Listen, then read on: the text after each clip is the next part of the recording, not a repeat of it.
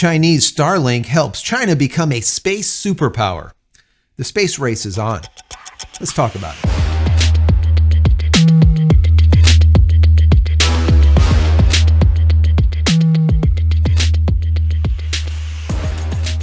Hey everybody, welcome back to the channel. Thank you so much once again joining me for tea time. Today, we have a little bit of dark temptation.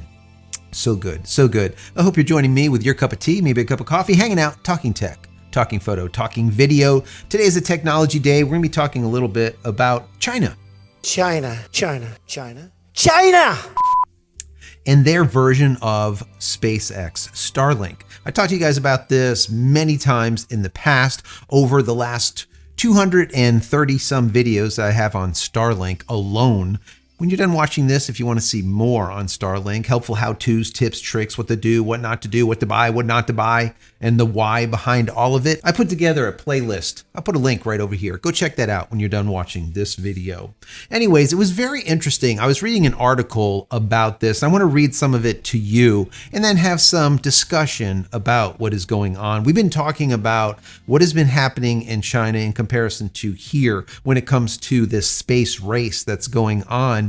And this article really dives into it a little bit deeper than what we've known in the past. This is out of Beijing. I was reading an article, I think it was the Nikkei Asia, I believe it was, the RAG. So I read articles from all over the world. That's just how I am. And then I give you the information and give you my commentary. And then I always want to know what you think about it. Because once again, I'm just some guy talking here. Now, I've been having a lot of people tell me that, listen, can you go faster with these videos? I just want the information quicker.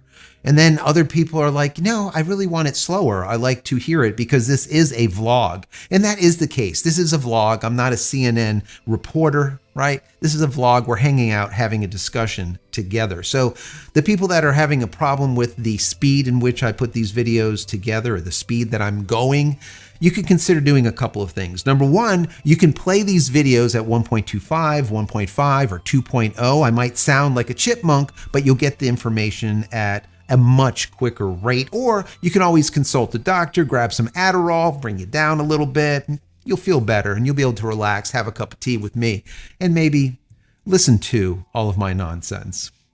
Anyways, let's get into this article. I hope you find it thought-provoking like I did. It starts out by saying China will start building this year its own version of Starlink. I think they're going to call it Starnet. I'm not kidding. They really are going to call it Starnet. A satellite internet constellation in low Earth orbit with plans of launching some 26,000 satellites to cover the entire world, led by state-run companies.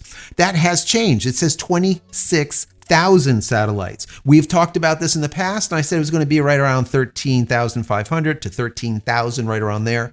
And I'll get into that before the end of this video. That is important information already in this article. Now that the military use of satellite-based communication systems for warfare in such places as Ukraine and Gaza is increasing, China will set up its own satellite network to compete with the US as a space power.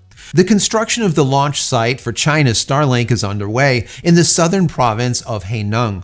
The launch site will be used mainly by the Chinese Satellite Network Group, or the CSNG, wholly owned by the Chinese government. The group was formed in 2021 after Beijing informed the International Telecommunication Union, or the ITU, of its plan in 2020 to launch some 13,000 satellites to establish a high-speed internet network. 13,000 satellites. Once again, we'll get to that. China's satellite network will launch about 1,300 satellites, or 10% of the planned number, from the first half of 2024 until 2029, according to Chinese media. This is hoped to pave the way for liftoff by 2035 to establish a network supporting high-speed 6G communications. Not 4G, not 5G, 5GE, 5G plus, whatever, 6G communications. Top executives of the group come from the state-owned military-industrial complex enterprises linked to China's People's Liberation Army. For example, the chairman is from the China Electronic Corporation, in charge of information technology for military use, while the president is from the China Aerospace Science and Technology Corporation, or the CASC, which develops rockets and other items. Under the leadership of President Xi Jinping, China plans to become a space power comparable to the US by 2030. It envisions creating its own space station and exploring Mars while launching commercial satellites. In 2020, China completed a new navigation satellite system and has since asked a large number of Chinese companies to shift from the standard GPS or global positioning system. African and other nations with close ties to China might also consider utilizing these technologies for military and security purposes, including peacekeeping efforts. A sense of the crisis about China's move to create a Starlink-like system is emerging in the US and Europe. The German government blocked a space-related company in Shanghai from buying shares from a major shareholder of a Berlin-based satellite startup. U.S. aerospace giant Boeing has canceled a satellite sales contract with a U.S. startup after it was revealed that the Chinese government-backed entity had invested in the company.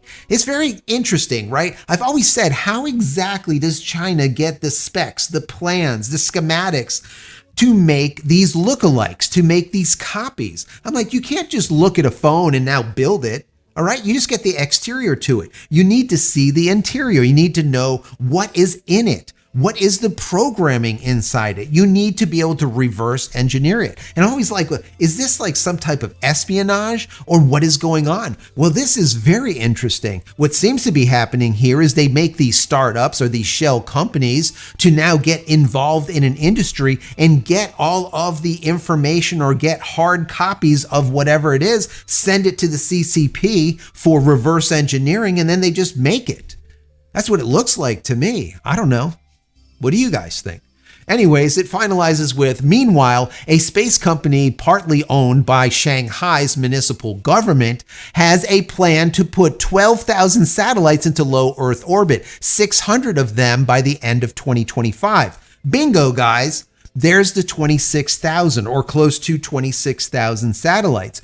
12,000 of them are just by Shanghai's municipal government. And then, of course, we have the other 13,000 of the lookalikes, so on and so forth. They also state that there's other companies, Galaxy Space Technology out of Beijing, you have Chang'e Satellite Technology, you have China's Aerospace Science and Industry Corporation, and all of these enterprises are part of China's military industrial complex. So we can see there is a major escalation going on, a space race, so to speak. It's very akin to the nuclear arms race of the past. If you guys don't know what that is because you're too young, basically it was a competition between, at the time, the Soviet Union with the United States, the Cold War. I believe this all started right around 1949 when the Soviet Union at the time exploded a gigantic atomic bomb. That set into motion this Cold War, this competition between the US and the Soviet Union, who could make more powerful bombs, bigger bombs. And at the time, this arms race strategy was called MAD,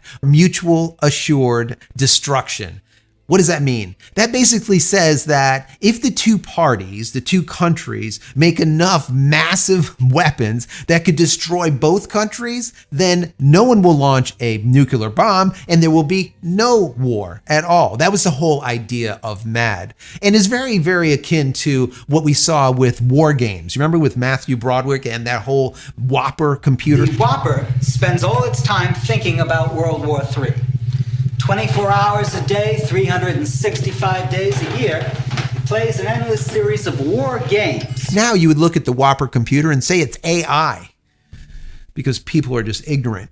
Anyways, that's for another video. Basically, the AI, the Whopper, the computer, figured out that if it played tic-tac-toe, it would not win or lose. Every time it was like equal. It was mutual. 6 up. There's no way you can win that game. I know that. It doesn't.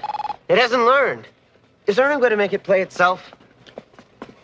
Yes, number of players 0. It was a zero-sum game. There is no winner. The same thing holds true with geothermal nuclear war. Greetings, Professor Falcon. Strange game. The only winning move is not to play. There is no winner, right? So the conclusion is to simply not to play the game. Well, hopefully that holds true here with this space race. If they do put a ton of satellites into low Earth orbit, into LEO, let's say 100,000 in totality, well, at that point, if you blow up one or two, it would set off what is called the Kessler effect. A chain reaction. 1 would become 2, 2 would become 4, 4 to 8, 16, 32, 64, until all of the satellites and everything in low Earth orbit is now just simply debris. Well, at that point, you have now created a non-penetrable debris field that we will no longer be able to do any type of space exploration for decades. Doesn't matter which country. You'll not be able to get through it. Once again, a zero-sum game. Hopefully that ends up happening, but who is to tell? So my question is, should the United States stay out of the way of SpaceX? Or what should be done, or should I say could be done, to help the US remain as a space superpower? And finally, if China does get 26,000 satellites into low Earth orbit, what do you think would be the result of that? I want to hear what you think. And if you do think that this video was at least thought-provoking, throw the video a thumbs up. That would be very, very helpful. Don't forget to subscribe if you're not already. And if you are, click this little button over here so when I go live or when a new video comes out, you'll be notified of it immediately. And if you just want to say thank you for all of my hard work, click this little button right here. Give $1 or $2 if you like. If not, that's perfectly fine. Consider becoming a member of the channel. That would be even better. If you haven't downloaded any of my ebooks, check them out over at JCristina.com/books. And if you're looking for a VPN, the nice folks over there at PureVPN gave us a promo code, which is JCristina. You could also use the URL JCristina.com/VPN, and you'll get 15 additional % off. So check that out. And finally, head over to my website, JCristina.com, where you can find all the photography tools I've invented for you and me over the many years. You can find also my merch, my tees, and everything else. If you could, pick something up. Support my family. That would be great. Many blessings to you and your family. Stay safe, stay healthy, and we'll see you in the next one. Love y'all. Take care.